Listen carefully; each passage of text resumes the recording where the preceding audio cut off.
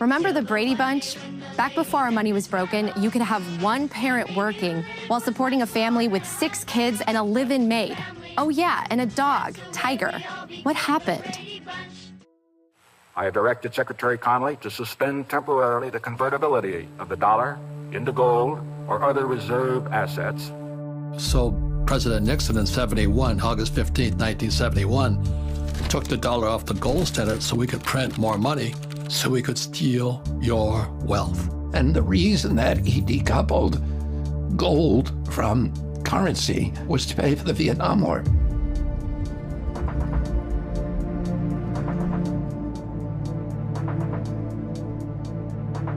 The dollar will dramatically lose its purchasing power. The more they print, the more it gets diluted. And, with Bitcoin, you just can't do that. And so people who understand, the concept of money supply being the driver of inflation, then they'll understand why Bitcoin is superior. So a single politician with the ability to print money can turn employees against employers, can turn the customers against the vendors. They can turn every industry against every other industry. They have people rioting in the streets. And typically, the people don't realize that it's the government that's created the distress, and they blame the shopkeeper or the policeman or the person in the streets for causing their problems. And so you have unnecessary violence. You have human tragedy. Businesses collapse, families collapse, people lose their lives.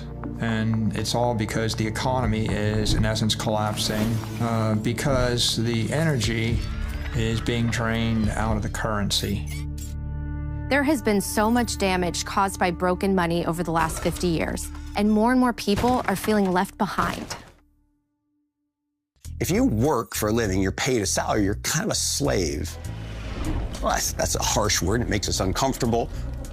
But it's true in the sense that you're given a certain amount of money for your time and effort. Therefore, you don't have time for creativity and innovation because you're just doing your job, just punching your ticket. Well, part of that is because your money that you're paid gets less valuable every day. We've been sold a bill of goods that inflation is good for us. That's nonsense. Why should the devaluation of my hard-earned money be good for me? That doesn't make any sense at all. Who it's good for is the people at the tippy top. How in the world are they going to get ahead if they're operating on this system that doesn't preserve their energy and their work and their time? So it seems like we're all getting rug pulled. I have a sneaky feeling it's inflation that's taking advantage of us. But what exactly is inflation?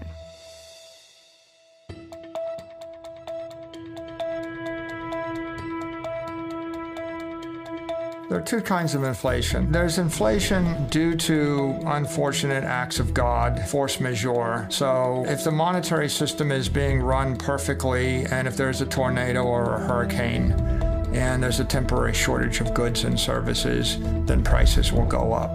And so that is physical inflation. But there's another form of inflation, which is monetary inflation, and this is much more common. And this is generally the source of 98% of inflation in the world, the vast majority of it. And that's when all of the goods and services and assets in a society are priced in a currency that is in and of itself inflationary. So if I price things in the dollar and I double the supply of dollars, the supply of houses doesn't increase, but the supply of dollars does increase, therefore the prices will probably double over time. Typically, especially if you're going through a hyperinflation, wages do not keep up. They do not keep up. And so inflation eats into purchasing power. You can't buy enough to feed your family. The average income in this country is now $5,000 less than the average cost of living. So the cost of basic human needs, food, shelter, and transportation is now $5,000 more than the average person makes, which means if you're in that category, which is most Americans, you now cannot make ends meet. Here in the United States, they target 2% inflation. They're literally saying we want to steal about 2% of your purchasing power every year. And then we have years like this where the inflation rate is 7 or 8 or 9% higher than normal. That means they're just stealing our purchasing power even that much faster. So there's no honest unit of account for them. It's just a credit-based system. They're just making different numbers on their spreadsheets, and they say, you know what, we're going to create this much more credit this year. We're going to destroy this much more purchasing power. And it's the citizens of the country that pay for that. We're paying for our government to make irresponsible decisions. So yes, I think that's very immoral. At this point, it's getting very difficult for people to catch up. We're seeing more people working multiple jobs just to make ends meet. We see more dual income households. There's less households where you just have one person that works and one person that stays home and runs the household and the family. Now everybody's working. So let me get this straight. We take our God-given talents and work really hard, and our money buys us less and less every year? I don't like the sound of that. So how does government create money? We print it digitally. So we as a central bank, we have the ability to create money digitally. We also print actual currency, and we distribute that through the Federal Reserve banks.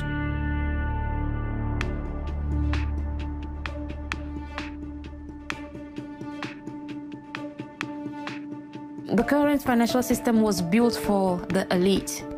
It was built to ensure that those that control institutions and have a vast amount of money can make even more profit at the expense of regular citizens that are from the working class. The current financial system was designed to promote the wealth of a minority, which is why that minority tries everything possible to discourage people from using Bitcoin, because they know they will end up losing that privilege they have been carrying for centuries. So we can't trust money to tell us accurately how much value we create. So it's not hard to see how we go from this to a world where a lot of people just don't even know how much they are worth to the world. And that makes it easier for the bullies of the world to step in and say, you know what, we'll tell you how much you're worth. A person who gives themselves to honest labor and gives an honest day's work deserves a wage that will allow them to sustain their lifestyle at a basic standard. And if that's not happening, then we have a problem in terms of the way our economic structure works. And there are a lot of people who work multiple jobs in order to meet that standard. And that is probably an indication that we have a problem. It's not good stewardship to put myself in a position where I acquire so much debt that I can't sustain my living. And we have people who are doing that all the time, and we have people who in some ways promote the idea that you can live this way.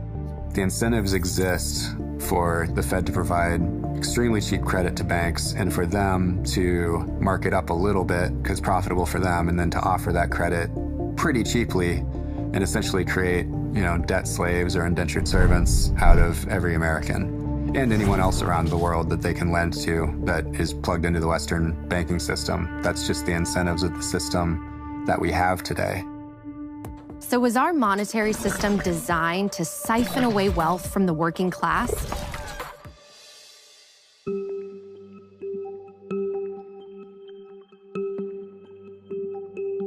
If we go back to medieval times and perhaps a bit earlier, we can see how money emerged. What happened is that every local sovereign nation state or city-state tended to issue its own currency.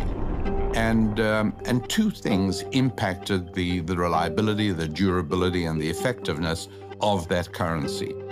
One was whether the issuer of the currency, whether it was a nobleman or a king, or whether it was a constituted government, whether they could, to use the phrase from Isaiah, to resist the temptation to dilute the currency.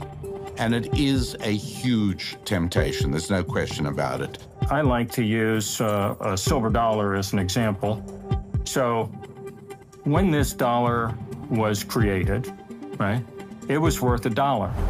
As a matter of fact, for a while, you could take a U.S. silver dollar note and exchange it for $1, right? So this used to be $1. Today, I just checked, and it takes $38, paper dollars, Federal Reserve note dollars, to buy $1 of silver. That gives you an idea of the destruction of the purchasing power. And that's why we're seeing today in the post-lockdown world all the central banks around the world printed tons and tons of money. And that just doesn't make any sense. And so people say, well, why are housing prices going crazy? And why are food prices going crazy? Well, it's inflation. It's actually not really inflation. Inflation is when there's excess demand for limited supply, so the price rises. This is currency devaluation.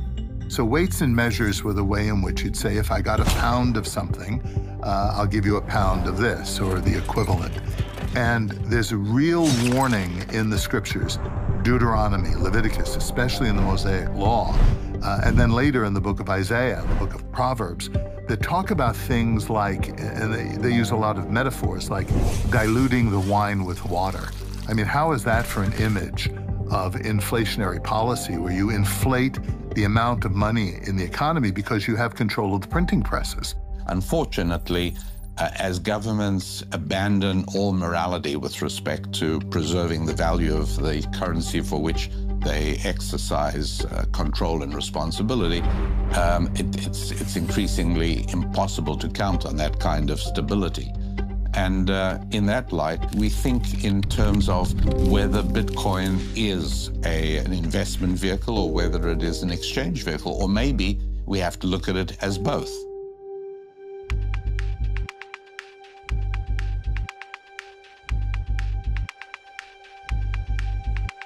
There's no actual mechanical difference at all between you and I putting together a dollar printing machine and spinning up some counterfeit $100 bills and trying to go out, take those into the world and trade them for goods and services. There's no difference in you and I doing that and what the Federal Reserve does by the trillion. It is one of the core contributors to the rich getting richer and the poor getting poorer. The particularly egregious thing about fiat currency is that it can cover up theft in the name of policymaking, whereas electronic currencies based on algorithms can't do that. If you think of the average citizen, it is very hard to plan your life if I don't know what the central bank is going to do next month, let alone a year from now, 5 years, or 10 years from now. I use the example of baby boomers, right? Baby boomers, when we were young, we thought $500,000 would be a perfectly good amount of money to retire on. And now, suddenly, it looks like $500,000 is nowhere near what you really should have to retire on. Well, the reason for that is the systematic destruction of the purchasing power of those dollars.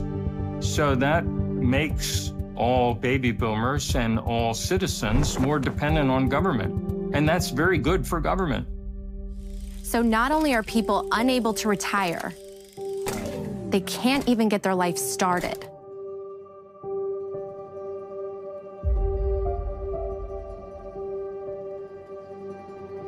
God's will is for us to be fruitful and to multiply. And one decision or one factor that impact many people's decision to have children is their finances.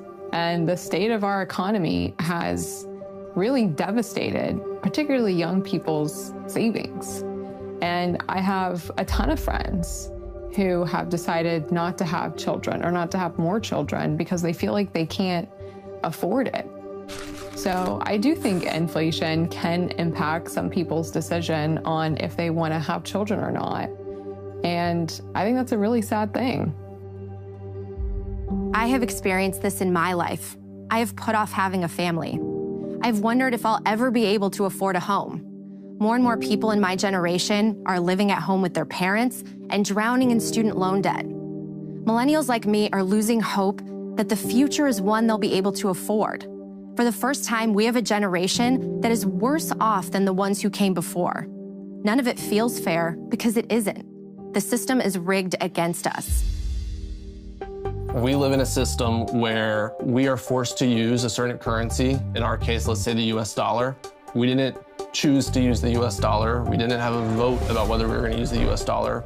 We're forced to use the US dollar. And that US dollar is controlled by political organizations that make political decisions to benefit themselves at the cost of others. Decades of policies that were probably well-intentioned have led to the worst levels of income inequality and wealth concentration we've seen since the 1920s. And at this point, we have politicians who just throw blame and they come in and say, I'll fix it. But unfortunately, they can't fix it because in order to keep the system going, they have to keep printing money. And the more they keep printing money, the more the wealth concentration grows and the more unfair and unequal the system becomes. Okay, so clearly there's a problem, and it feels like there's no way out. But is there? If broken money is the cause, how can we fix it? More and more people say the solution is Bitcoin. My perspective is that Bitcoin does fix everything. And Bitcoin is about community. It feels healthy. It feels like it's doing something good for society.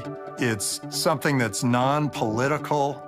It is not tied to any one group or another. It's not tied to the Republicans. It's not tied to the Democrats. It's not tied to the Libertarians. It's open for everyone, and it's free for everyone. Anyone can be a part of the Bitcoin economy. It's like a good church. A good church says, anyone, come on in. Come be a part of our community. Be a part of our family. Bitcoin is that.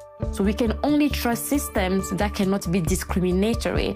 And Bitcoin is powerful in a way that is money that does not discriminate based on race, based on gender, ethnicity, or even geographic location. A person holding Bitcoin in Togo today will have the same value as a person holding the same quantity of Bitcoin in the United States. I'm not techie. I'm really horrible with technology. But once I understood what blockchain was, blockchain's integrity. Bitcoin is based upon integrity. That's why I call it people's money. The government cannot make it. Bitcoin is not this centralized control of the economy. Bitcoin is built by the people, for the people. If you consider how many steps it takes for a merchant to sell a good to a consumer in the traditional world today, it takes 9 steps. And what the Bitcoin network does is take 7 of those steps away. It's peer-to-peer. Those steps, by the way, are dominated by toll takers. They're taking fees. And so up to 3%, sometimes more, of the transaction, which actually can be saved by both the merchant and the consumer. One of my favorite aspects of Bitcoin is the limited supply of 21 million. I think that having something that can't be changed makes it so powerful, and it makes people appreciate, just like their time is limited, their own personal wealth is limited. When they see that the Bitcoin amount is limited to 21 million, it really makes them understand the difference between Bitcoin and every other currency, all fiat currencies which don't have this limit. So that key is what makes Bitcoin special. Bitcoin is a digital bearer instrument. You can think of a bearer instrument as he who holds it owns it. So if I am walking and I find a $10 bill on the ground and I pick it up, who owns it? I do, because I'm now holding it. If I give it to you, now who owns it? You own it because you're holding it. That's a bearer instrument. She who holds it owns it. How do we make this happen in a digital world? Well, it wasn't possible before Bitcoin because Bitcoin solves what's called the double spend problem. Think about it when you take a picture on your phone and you send a picture to your friend. You still have that picture on your phone, and then on your friend's phone, they have a copy of that picture. If I want to send money to my friend peer-to-peer in a digital way, it's really important that when I send it, it leaves my device and it's only on their device. Otherwise, you have what's called a double spend, and that's where you can double spend the same piece of currency over and over again. That doesn't work for money. So Bitcoin solved that decades-old computer science dilemma called the double spend problem. And that allows for the peer-to-peer transfer of money in a digital form for the first time ever. What Bitcoin does is it gives you back that ability to be your own bank, to custody your own funds, to spend money, but the way we do with dollar bills now, but in a digital, virtual way. That's really powerful. So to recap, there are only 21 million Bitcoin, and the network gives you total control over your money. And now some of the most successful entrepreneurs are into Bitcoin. If you look at what gold is, let's start there.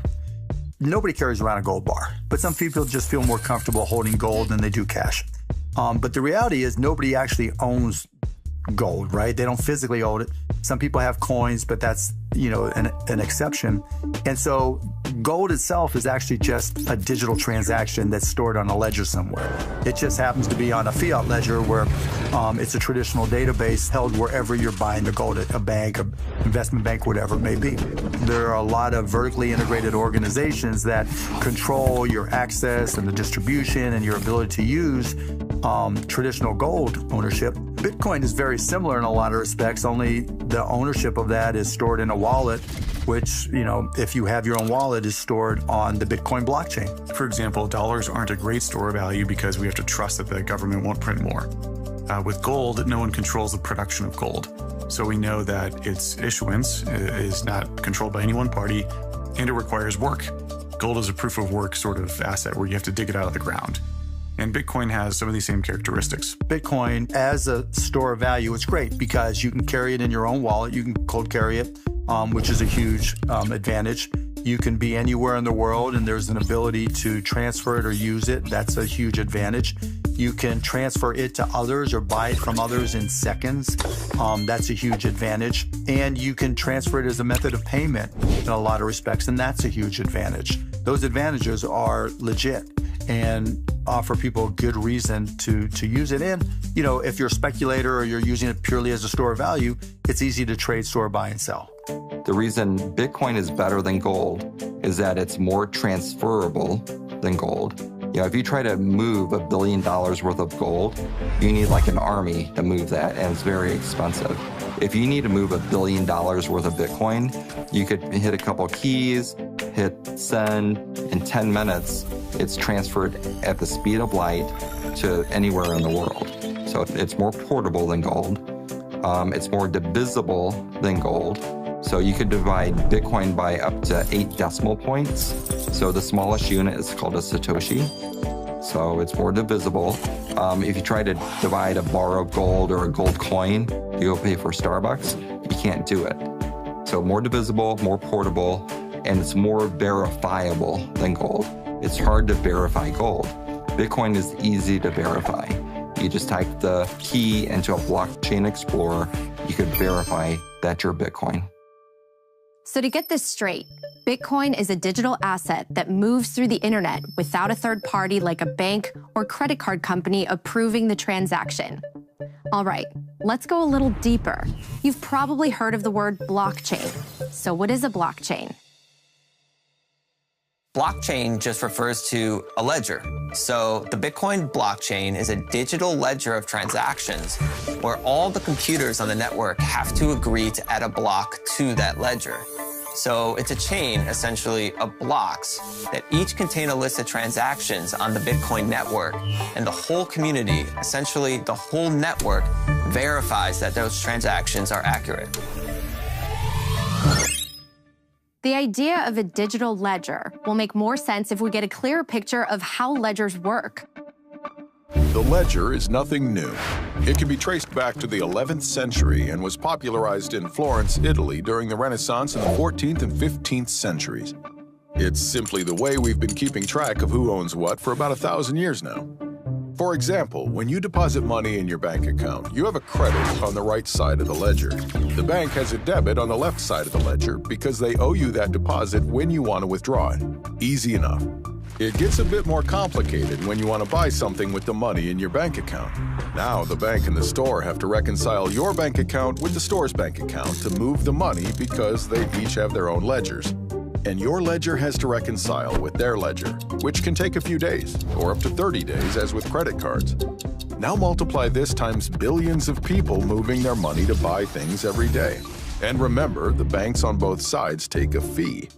All these transaction fees add up to trillions of dollars each year. That comes out of your pocket and the store's pockets. The beauty of Bitcoin is that it's one universal ledger that's updated and distributed around the world every 10 minutes. Best of all, it requires no middleman like a bank, which gives you complete control of your money. So So now that digital ledgers make sense, you might be wondering how you keep your Bitcoin safe on the blockchain. The way that I would describe storing your Bitcoin on a blockchain is like a locker system. So at your high school, you had a locker, and your locker had both a public address, so my locker was C19, and I can give that address to everybody. Hey, go put this envelope in my locker, C19. That's my public address. But only I have the key, the private key, to open that locker and move stuff from one to another. So securing my Bitcoin or cryptocurrency would be the same thing, where you have this blockchain, which is like this digital locker system, and there's a public address, and everybody can know that address, and anybody could deposit into that address. But only I have my key to unlock that.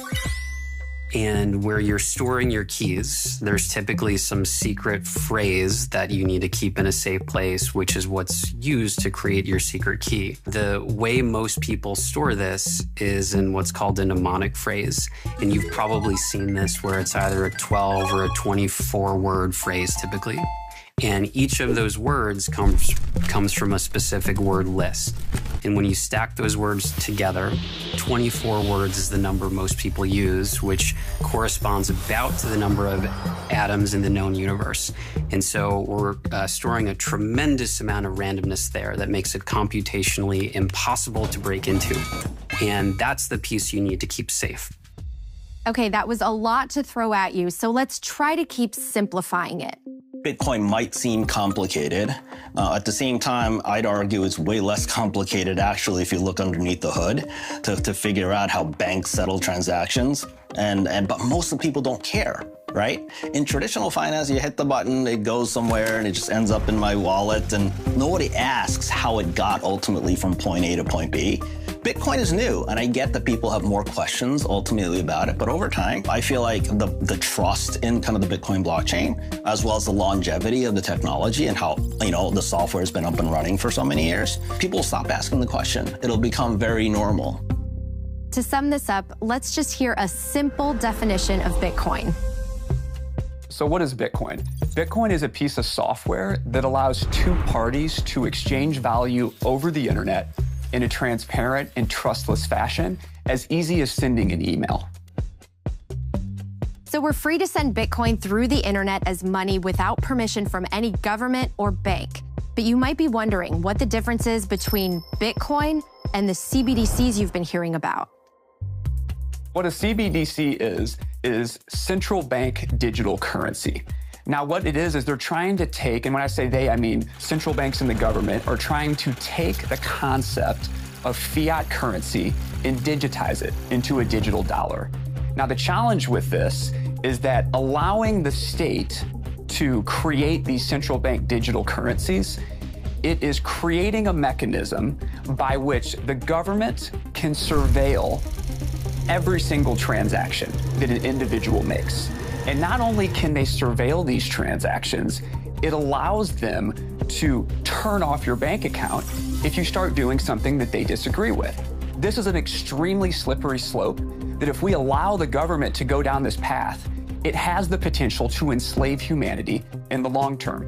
And I think it's something that we need to carefully review, because if we go down a CBDC path, allowing the government this level of control, it's unprecedented, which is why we should avoid this at all costs and stick to a hard money standard like Bitcoin. The central bank literally would be in position to cancel any transaction. It would be permissioned, not permissionless. And it's one thing, for MasterCard, for example, to know how much they paid to Walmart last year, but it's another thing for them to tell the world how much you paid at Walmart last year. And it's a whole different level of creepy for them to say exactly what did you buy at Walmart last year. And I think people kind of broadly get that sense of privacy. That's what's at stake here. I think the future of money really is one of the most important policy debates we're having today. And when you think about where people could go with kind of an Orwellian surveillance state money system like a central bank digital currency, it really is a good versus evil, and Bitcoin in this case is on the good. The countries that are clinging to a CBDC are trying to control their people, and those are weak governments. Weak leaders are the ones who try to control everybody. The strongest leaders are the ones who trust people and set them free. The problem I have with CBDCs is they're Marxist. And what I mean, the central bank Marxism is central banking system. So that's why I support Bitcoin, because Bitcoin, I saw the strength coming from the people, not the government. I think CBDCs, wherever they are a threat to freedom. Absolutely. You're seeing CBDCs in China right now where the populace are trying to go into a store and they're scanning a QR code and they're seeing in their wallet that it's an invalid purchase because maybe they're from a region that's 100 miles away, or they're going to a pharmacy and they don't want that person to have access to that type of drug or medical treatment. With the CBDC comes the programmability and control of the government saying you're allowed to do this or you're not allowed to do that. And we've already seen it rolled out in China, and it looks a little scary. So when you're doing that compare and contrast between a CBDC and Bitcoin, it's all about who's controlling the actual ledger. One's actually decentralized, the other one is not. It's completely controlled by the government. Now that you know the difference between Bitcoin and a CBDC, let's play a little game. Hey everyone, time for one of my favorite games, CBDC versus Bitcoin. Here's how we play. I'll read you a headline from our not-so-distant future, and you have to decide, am I describing a CBDC or Bitcoin? Are you ready? Okay, first one. After criticizing President Macron on social media, French pilot's digital wallet is frozen. Come on, this one's a no-brainer. CBDC or Bitcoin? That's right, CBDC. Next. British electrician protests being denied a pint of lager at local pub for exceeding his alcohol limit for the week. Which is it? CBDC, Bitcoin? Well, of course it's a CBDC. All right, last one. Are you ready? Can I get a drum roll, please?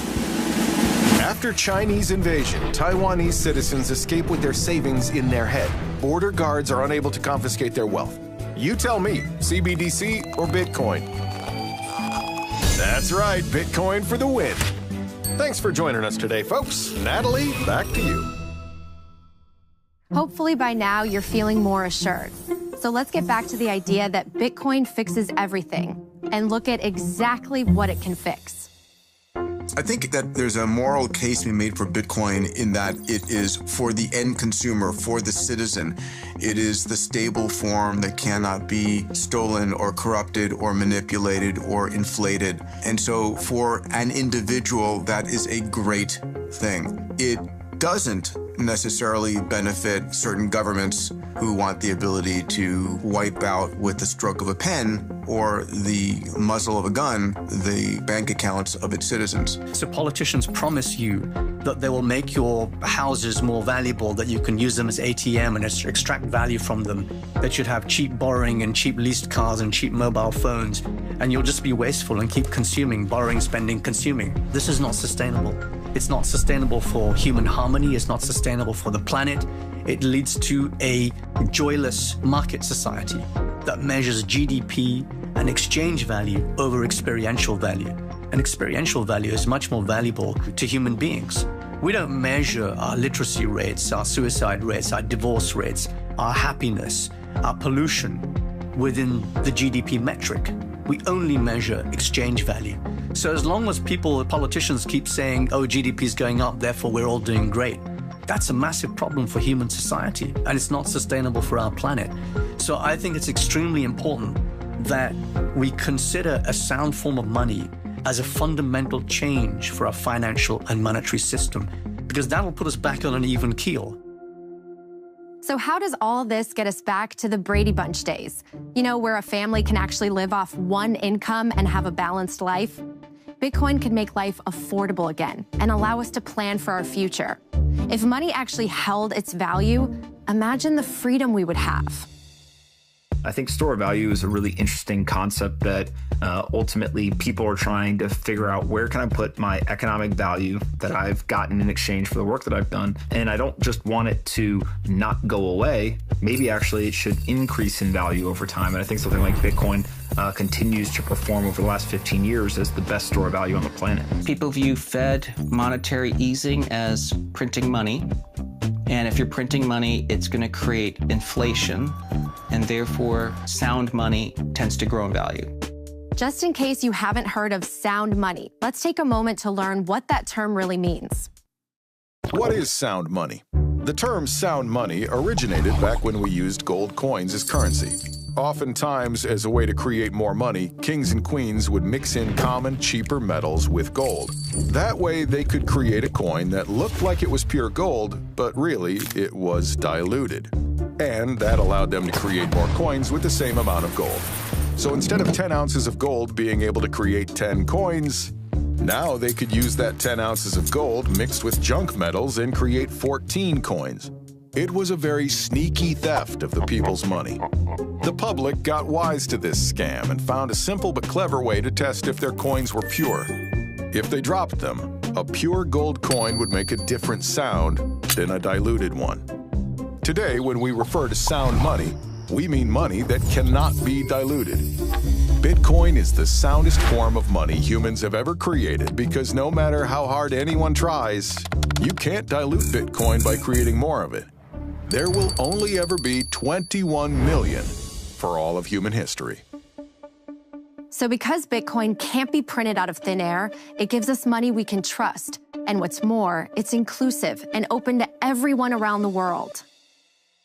You know, if you are one of the 50% of the planet who does not have a bank account, you are shut off from the global economy. You can't go shopping on the internet if you don't have access to a credit card or some form of digital payment. So there's a huge amount of people around the world that are frozen out of the financial system and the ability to improve their life circumstances.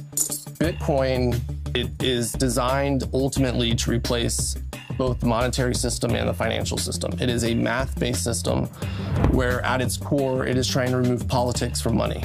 The beautiful part about that is that anyone, anywhere in the world can use Bitcoin at any time for any reason. No one can censor them, no one can stop them, no one can tell them that their use of money is wrong or not allowed. No one is going to change the rules on them halfway through, and everyone operates by the same rules. It doesn't matter if you're a billionaire, it doesn't matter if you're a president, it doesn't matter who you are.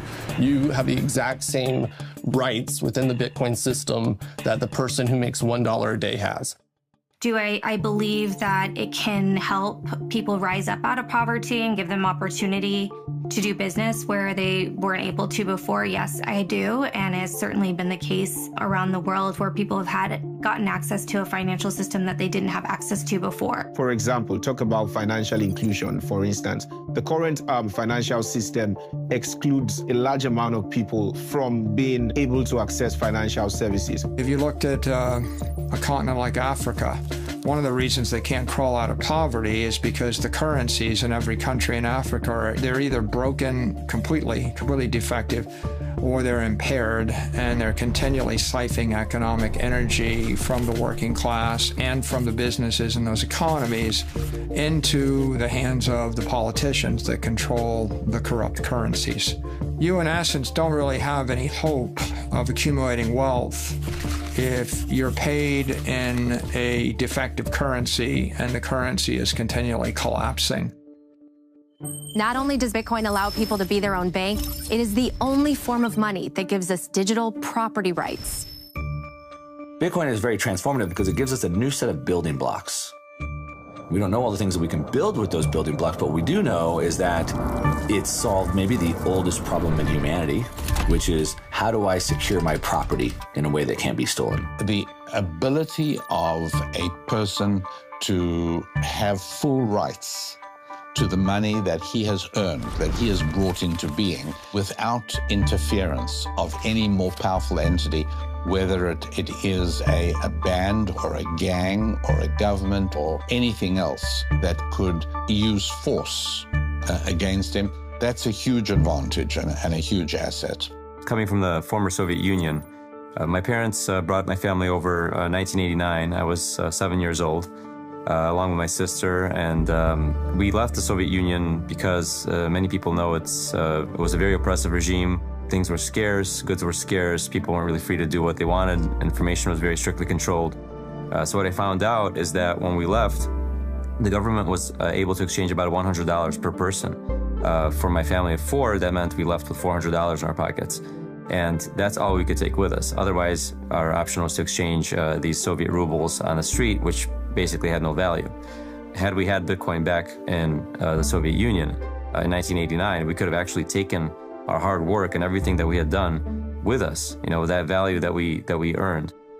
If you show up at the airport with all of your money in any other nation state, they either arrest you, they send you home, or more likely, they take your money and send you home, right? Try to walk through an airport in most countries with $1 million of gold in your backpack and see how far you get. You can't even walk through with more than 10,000 of anything. Governments have captured the capital of their citizens, and if they can force you to use the currency while they've got the capital captured, they can simply seize as much of your capital as they wish by debasing the currency more aggressively. Bitcoin reverses that balance of power because now for the first time, you could actually store your capital in a hardware wallet or in a set of private keys. And you don't have to move it physically through the airport or on a ship. You can actually move it through cyberspace with 12 words. You can send all the digital capital in the country over a WhatsApp message. There's a famous phrase, an armed society is a polite society. When the citizens are disarmed and the government's the only entity with the guns, then one person can simply steal all the property. And when 95% of the citizens are starving to death, that's not a problem. As long as 1% of the people have the guns and you feed the 1% with the guns, you could still control the country. And that's what happened in many nations, in North Korea, in Cuba, in Zimbabwe, etc. Bitcoin economically arms everybody. Like for the first time in history, you can fight back. You actually can store your economic energy and protect it with cryptography and a 300 exahash wall of encrypted energy, and no mayor or governor or country can seize that from you, no matter how much weaponry they have. And what happens then? If I can't take it from you by a force, I have to negotiate with you. And that means instead of just losing everything, I'm going to try to sweet talk you or negotiate you into giving me half. And we call that tax. If we want to get people out of poverty, we need to give them property rights. We need to give them savings that is theirs. We need to give them a way to build wealth, to build businesses, and to keep that wealth and to pass it on to their children so they can build more wealth. And that is what Bitcoin provides.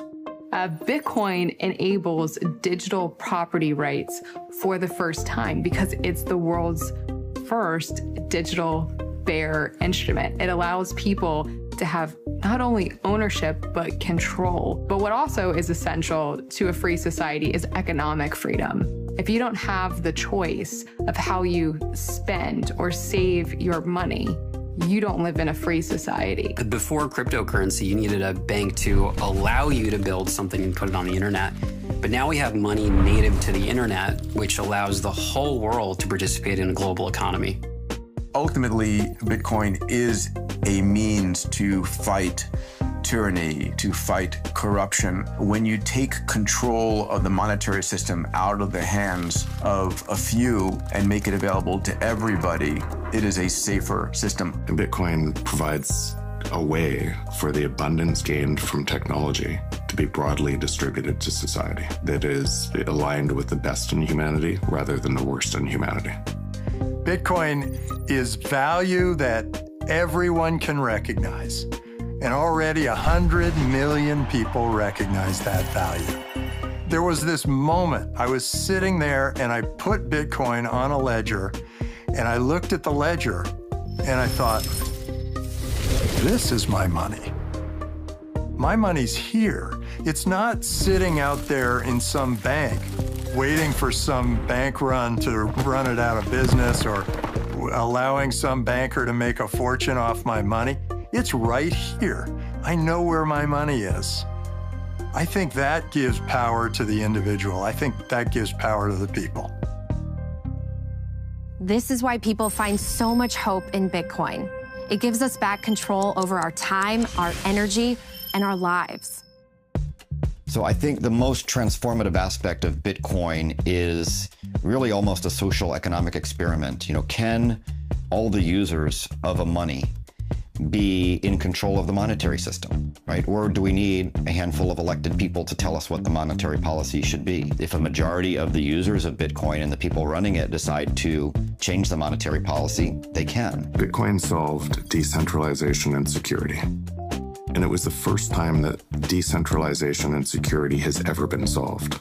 And for anyone that's gotten into Bitcoin, reading the Bitcoin white paper is usually the inflection point, where it's a 9-page, really easily understood document that lays out what's now the whole cryptocurrency ecosystem. The fundamental idea that we can have a financial system where individuals are really in control of their money. You don't have to have all of the intermediaries that were problematic in the 2008 financial collapse. When I saw that as an engineer, I thought, wow, this is one of the most empowering things that I could imagine. The most important thing is the way it reorganizes human behavior, right? Because for basically thousands of years, most things happened in a trusted way. You had to trust somebody in order to conduct a transaction. You had to trust somebody in order to store your wealth. And now you don't. You can use Bitcoin and you don't actually have to trust anyone. You just have to trust the algorithm. You have to trust the software code. You have to trust the rules of the system. And so Bitcoin is this very transparent system based on code and based on rules. It doesn't require you to trust a bank, doesn't require you to trust the government, doesn't require you to trust your neighbor even. You can use it to do business with an enemy, you can use it to do business with a friend.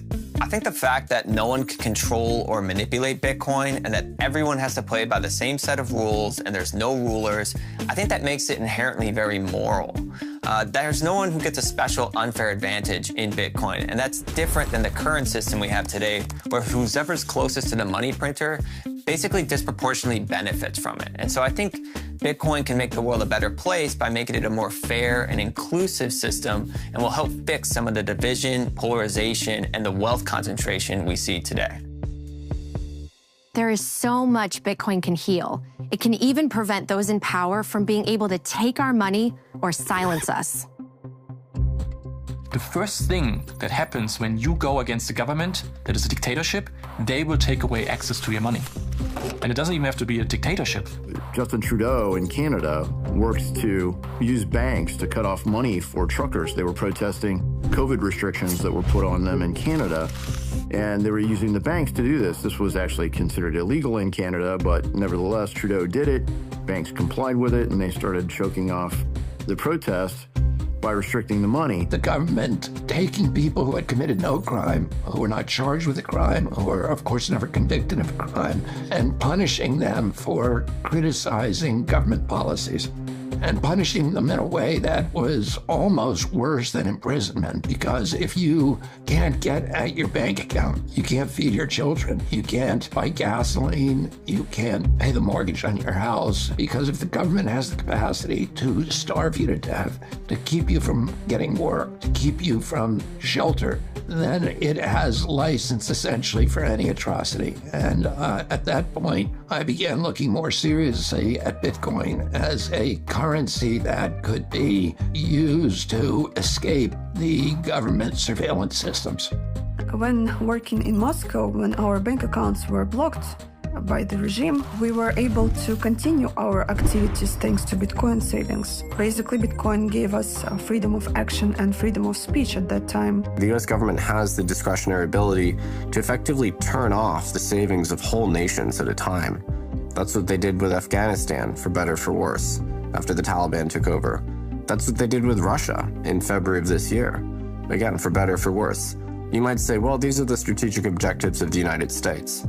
That's fine, but what they are doing is confiscating the savings of entire nations. And it's just a fundamentally unfair dynamic, right? You are blending political objectives with people's savings, and that leads to misery, in my opinion.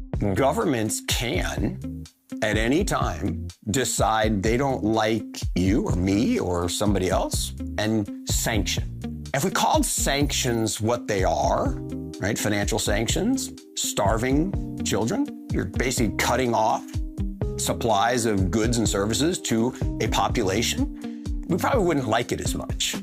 But when we talk about economic sanctions, whether it's Venezuelans or Russians or anybody else, governments almost glamorize it because they're like, well, we know better. We know what's best.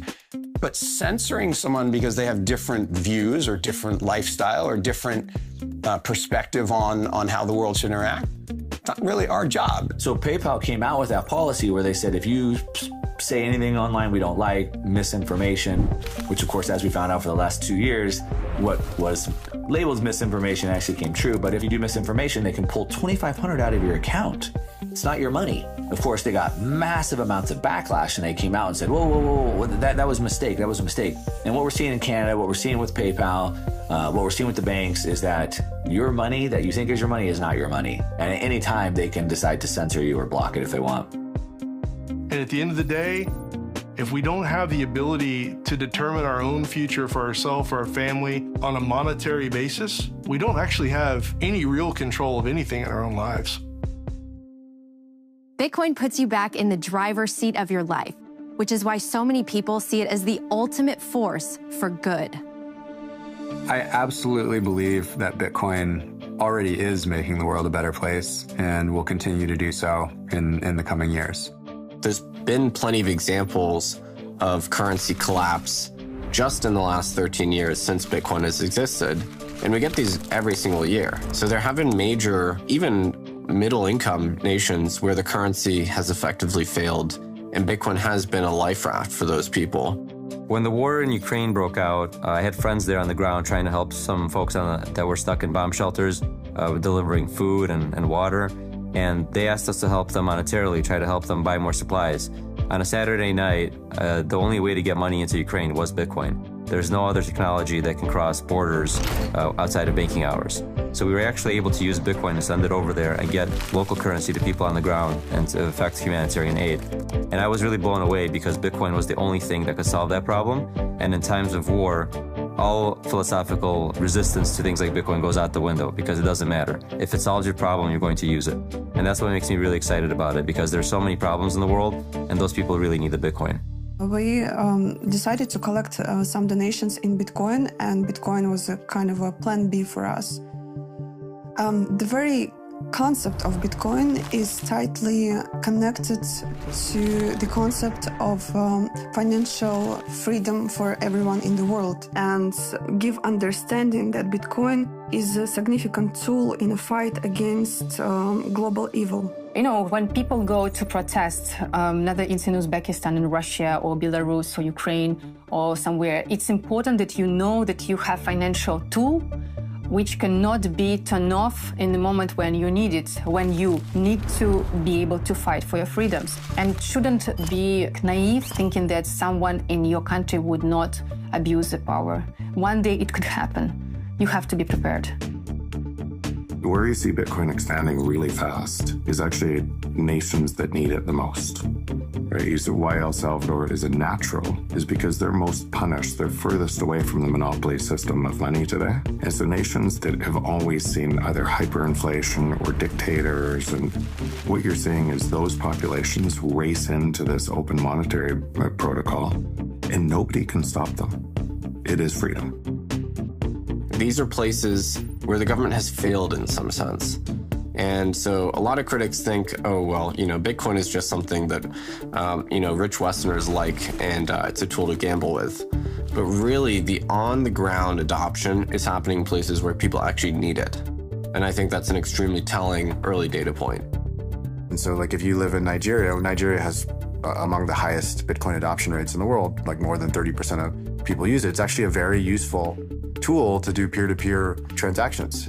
Bitcoin, when you look at its alternative as a money where you don't have to trust anyone and you can move it across countries, you can send it to your family. I've heard tons of stories from Argentinians on how they use Bitcoin to get around capital controls, to get around, government restricts the ability to move dollars in and out of the country. And Bitcoin is this fantastic alternative for that.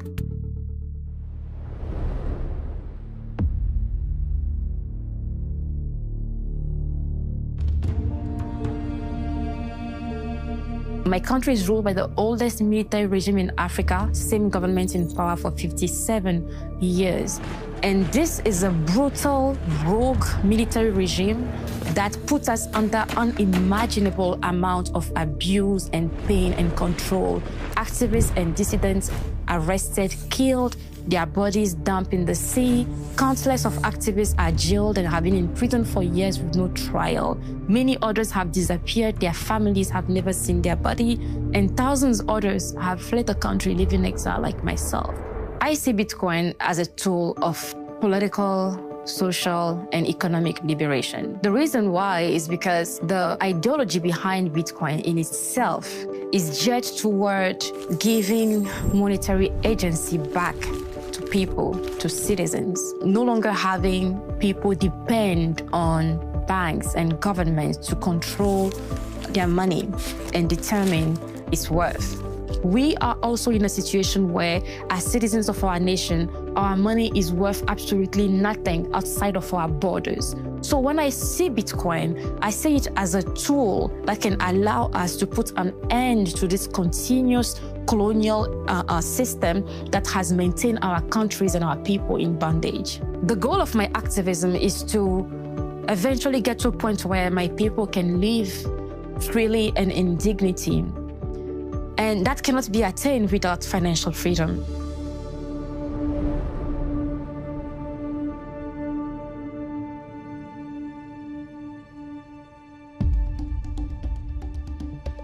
Digital Sum Fund, which is my non-profit organization. What we do is trying to empowering young women and children in developing countries like Afghanistan. But there was an issue about there was an inability to paying these women because many of these women didn't have a bank account, and we have to actually send the money to their male relatives' bank account. And many of these women sometimes says that they never received the money because once the money goes in the hands of the men and the relatives, they prefer to not give the money to the women. And why it's like that? Because in a conservative communities, some men are trying to control the lives of the women. And obviously, the first thing is that they don't want that the women have the financial freedom. So we heard about Bitcoin, and we thought, wow, we can use Bitcoin and send to the women directly, and they can have control of their own finance. That was interesting, and we deployed a Bitcoin wallet within our system. We created a user-friendly platform that was very easy for them to find where their wallet is, how much money they're making, and then what they can do with this money. Bitcoin has helped us bypass the physical and social barriers. If you have cell phones and smartphones and you have access to internet, you can have your bank with you everywhere. And that's why I think that the magic of the Bitcoin is.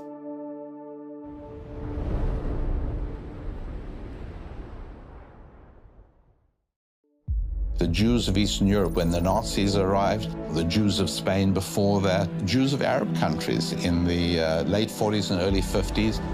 Jews were thrown out of Syria in huge numbers, thrown out of Egypt in huge numbers, with nothing, literally with nothing.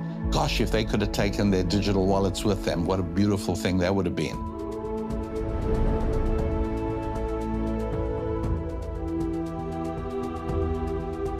I think Bitcoin is as much an ideology as it is a technology, but because it's an ethical ideology, there are many people that feel very spiritual about it and others that view it as a religion. If you worship truth, if you worship integrity, if you worship conservation of energy and balance in the universe, then Bitcoin is your religion. Bitcoin is ethical, but it's also peaceful. It's not a currency that worships violence.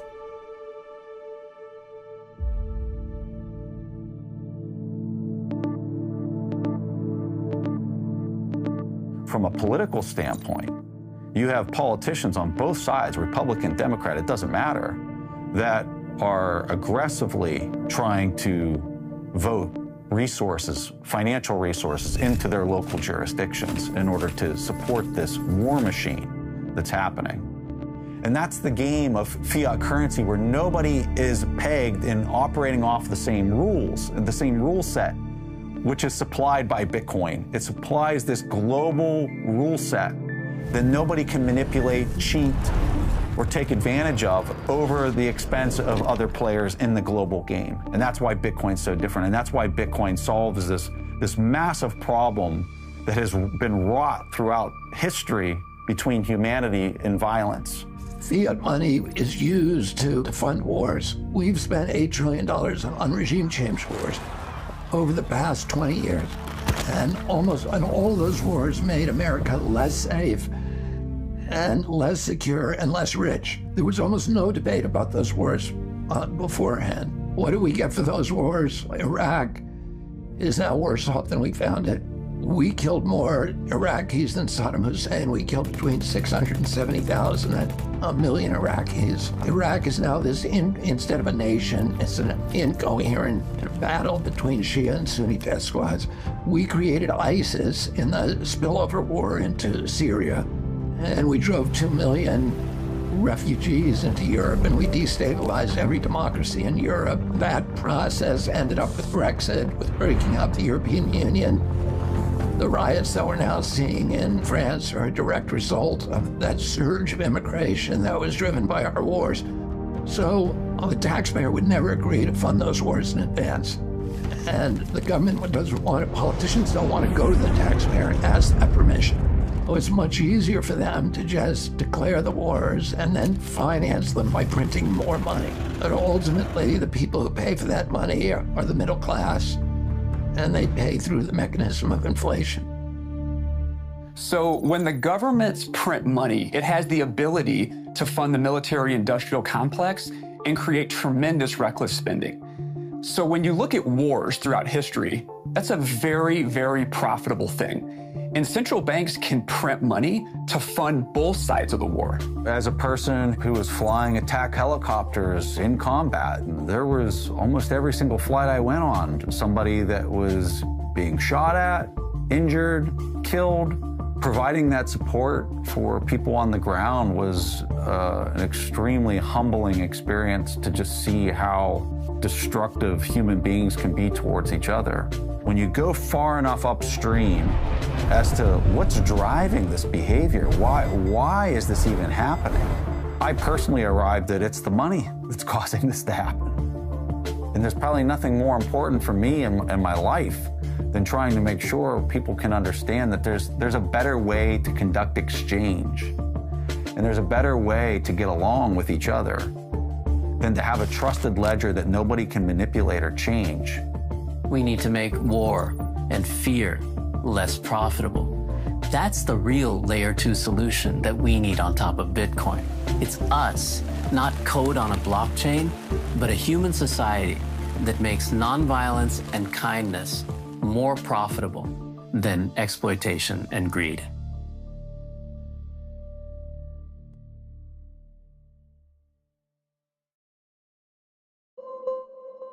Why is nobody in the U.S. concerned that we've been in these wars for as long as we have? Why isn't anybody asking about the cost of this?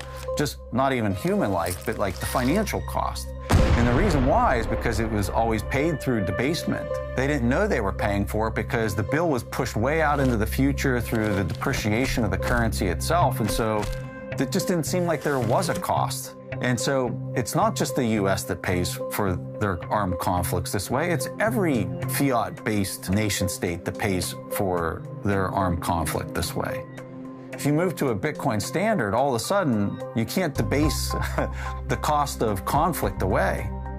And Bitcoin, conversely, is the currency of peace. If you actually have to go to a population and ask permission to wage war, in most cases, they're not going to give you that permission. It's interesting when a government gets into trouble and they have to pay for a war, or they have to pay for a pandemic, or they have to pay for some cataclysmic event.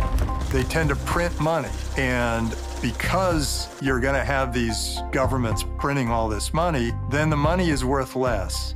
Well, what if it were all Bitcoin? Not only would that government not have the ability to print the money for the war, you might not even have the war.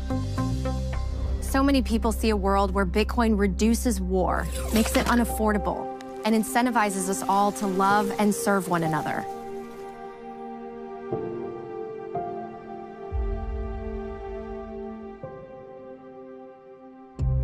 I believe that Bitcoin is just money, and in In the Bible, there are many examples of what just money is and what unjust money is. Without a doubt, government fiat currency is not just money. It steals from the poor and gives it to the rich. It creates more income inequality. I think God hates the current system that government fiat creates. That elite group of people makes decisions based on their own portfolios, based on their own set of priorities or those of their friends and colleagues who mean a lot to them. They're not really making up more money. They're just taking it, very often through inflationary policies, from those who have earned it. It becomes a system of great injustice and even theft. The United States government has been printing money like crazy. It's the dream solution. It's a way of stealing money without being caught. And, spending other people's money is fun. That's all there is to it. It's one of the best reasons to go into politics. You get to spend other people's money. And most voters are not aware that as prices go up, reflecting profound inflation, that this is the doings of an immoral government that is literally stealing the bread off your table. So inflation is theft. It steals from us right under our noses. And sadly, the way people keep up with inflation is to max out their credit cards and take on more and more debt, which only creates bigger problems.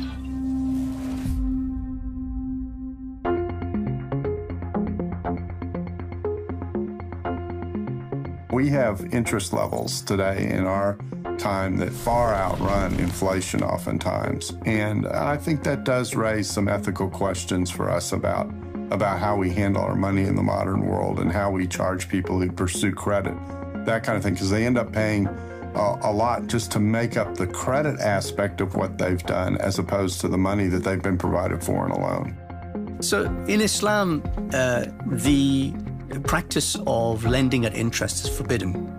And specifically, the word that is used is riba. Riba literally means surplus or excess.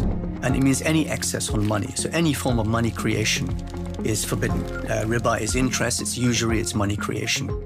So when we talk about sound money in Islam, we're really talking about a form of money that cannot be created from nothing and therefore requires proof of work.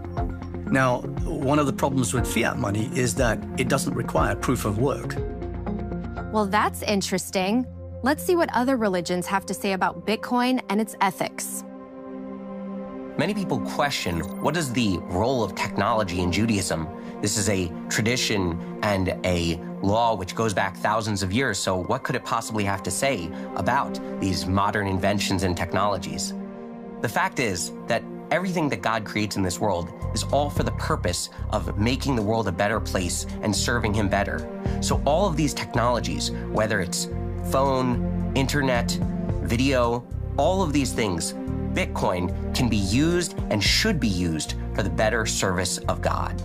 India was this fabulously wealthy industrial power and a spiritual innovator at the same time. And it's largely because its economics had somewhere in its foundation the idea that the ultimate goal is the pursuit of moksha, this true freedom. And we can get back to that. So if Bitcoin helps us to get back to a new kind of capitalism that fosters both material well-being and spiritual freedom, it'll be great. But that kind of new capitalism won't really be that new. It's more like a return to our old habits. So it sounds like Bitcoin can bring out the best in us. Let's explore these religious teachings more deeply.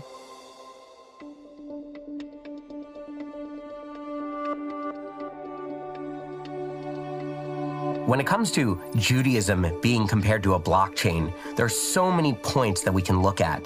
Besides the word chain itself, the transmission of Torah and Judaism through the generations is called histaushlut, a chain of descent from rabbi to rabbi and generation to generation. So what every individual can do is study Torah. They become their own full node. They can validate all of the laws and all of the customs and traditions. And then as new situations arise, rabbis have to deal with how does the Torah have a perspective on these new technologies, on these new questions. That's where proof of work comes in. The rabbis are the most educated and experienced in analyzing and studying the Torah. So they prove their work through their study and through their writings, which can then be verified by every member of the tribe. All they have to do is look into the Torah and validate that what the rabbis are saying fits in with the Torah values and Torah teachings.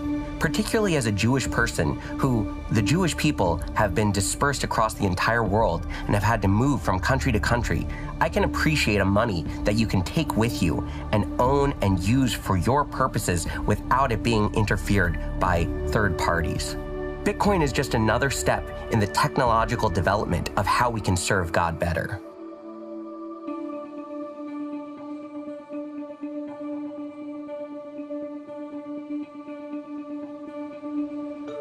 Buddhism itself is a decentralized system. In fact, it's the only faith that I know of where the founder himself said, don't trust anything I say on faith.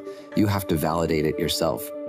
So what validation in Buddhism means is that you have to critically analyze anything that the Buddha himself said. So in a way, as a Buddhist, you're a kind of block validator where you yourself have to relive the Buddhist algorithm. Buddhism is really like an algorithm, a set of rules that the Buddha said, if you follow these, you will be happy and you will create a kind, benevolent, and fair society.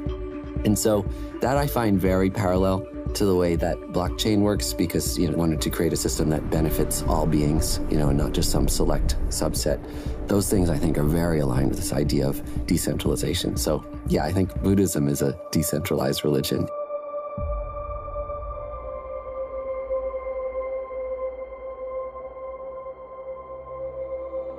If you have centralized planning, that is, fewer people who are making the decisions about the economy as a whole, you have less information. If you have a decentralized economy, what you have are more people, more inputs, more kind of connection to the reality of what's happening than you would have if you have a small Politburo, a group of policy advisors who are making these decisions, very often influenced by their own particular interests. So when we ask what the Bible says about money, the key thing is that money itself is not evil. Sometimes you hear people say money is evil. It's not. It's a means by which we manage our relationships and barter with one another with different skills and abilities that we have. What the Bible says is the love of money that is evil, that it is when it moves us towards greed, when it moves us towards covetousness, when it moves us towards avarice, when it feeds our pride, those kinds of things. That's when money becomes a problem. And actually, it isn't money that's the problem, it's how we deal with money that is the problem.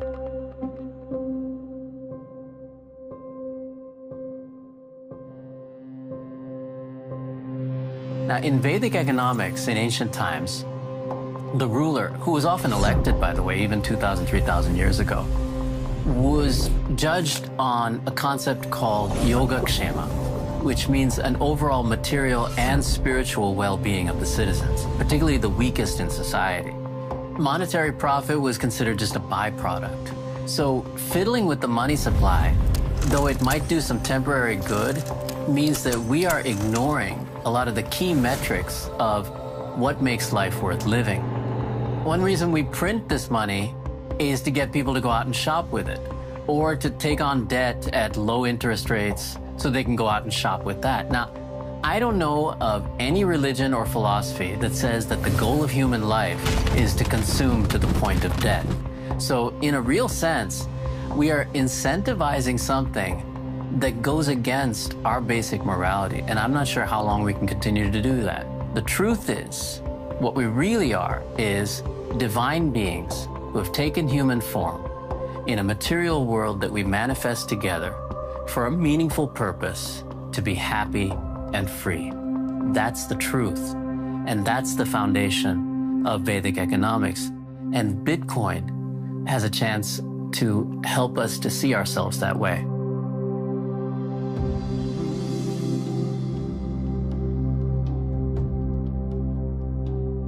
There are sources of scripture in Islam which are the Quran, which is believed to be the word of God, and the Hadith, which are the collection of the sayings and actions of Prophet Muhammad, peace be upon him.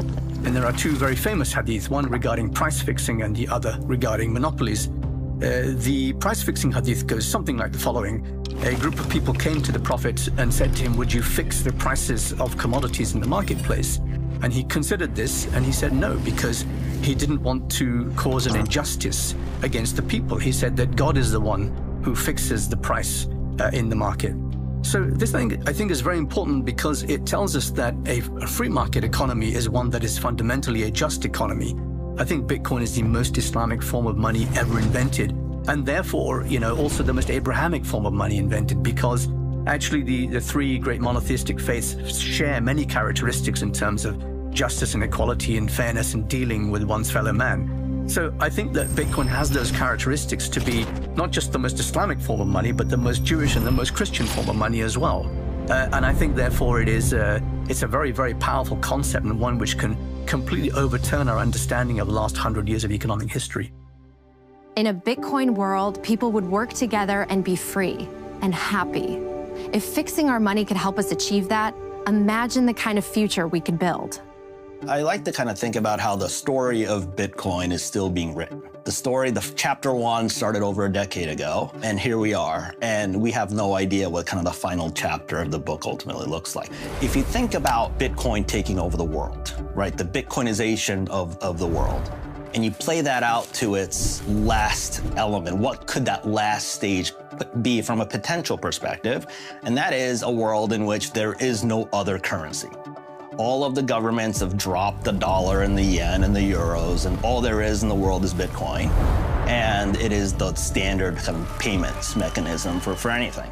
A few steps before that is going to be central banks around the world adopting Bitcoin as a reserve currency. I'd actually expect that to happen. At the same time, when I started in this space, I thought this might take out centuries. Every single year, I feel like my time frame gets shorter and shorter and shorter. I think if the world went on to Bitcoin standard, I think what we'd see would be less wars. We'd see government size drastically reduced because the ability to tax your citizens becomes much harder. So if Bitcoin is successful and the world starts to use it, we see the role of government start to shrink quite a bit. And their ability to extract value from their citizens and their ability to wage wars also drop too. And an optimistic government should look at Bitcoin and understand that this is a movement that's not going to stop. You can't really ban it, and if you do, it doesn't mean that every other country will either.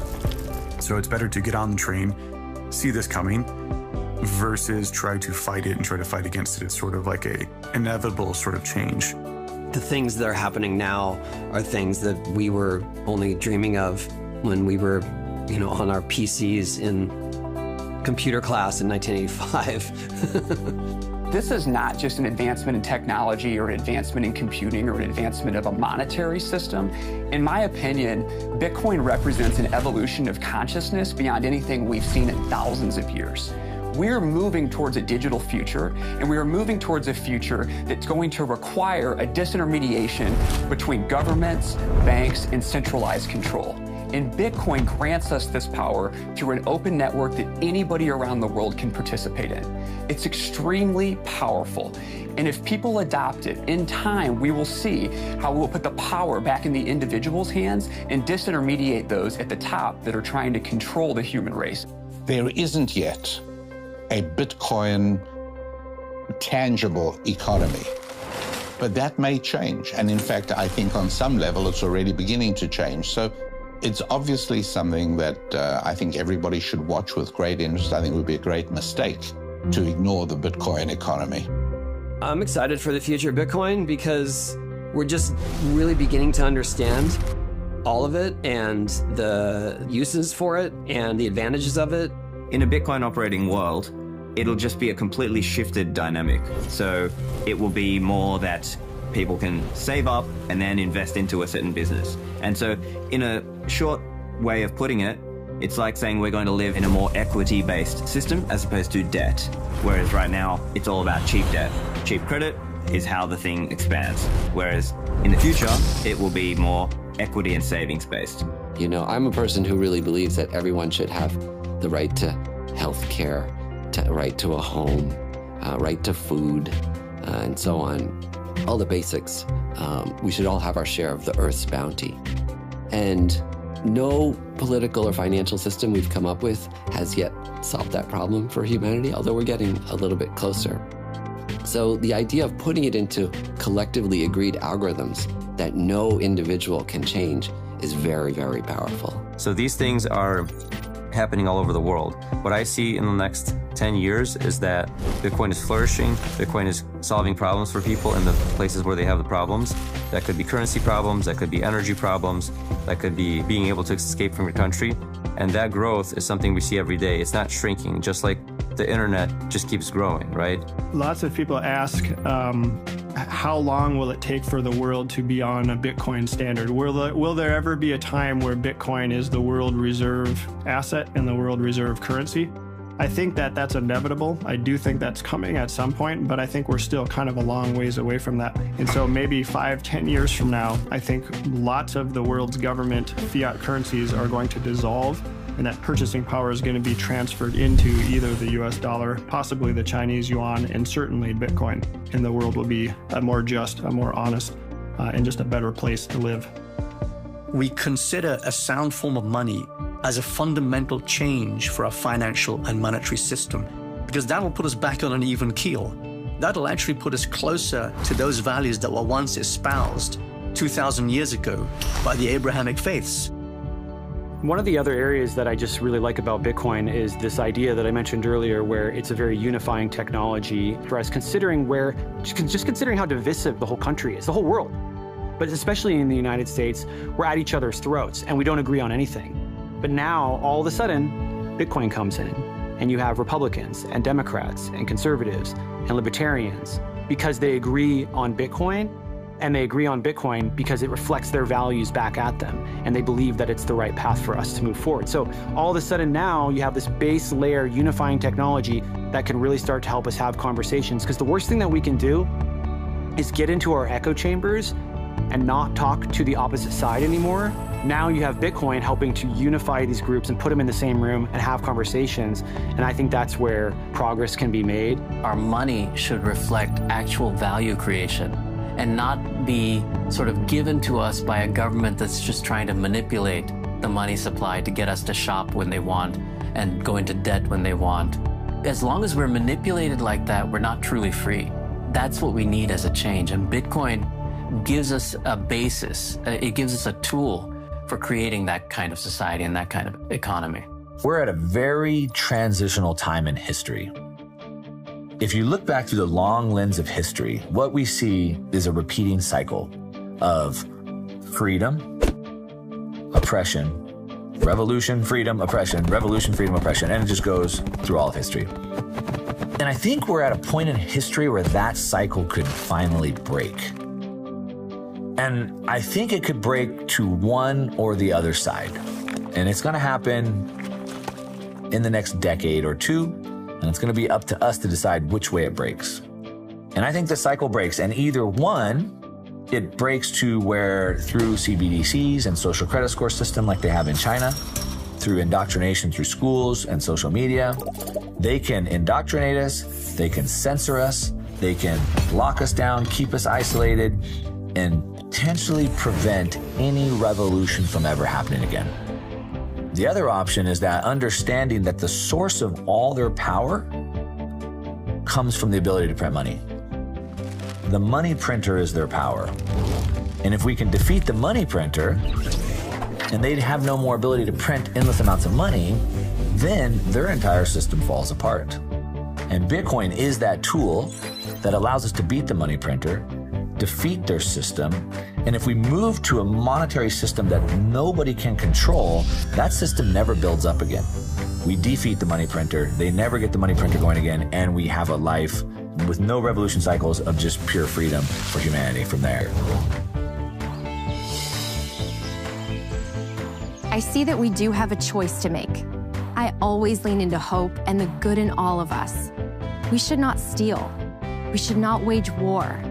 We should have a form of money we can trust, so we can build a world of prosperity and abundance for future generations to live together in peace and harmony. Bitcoin embodies that hope, purity, and truth.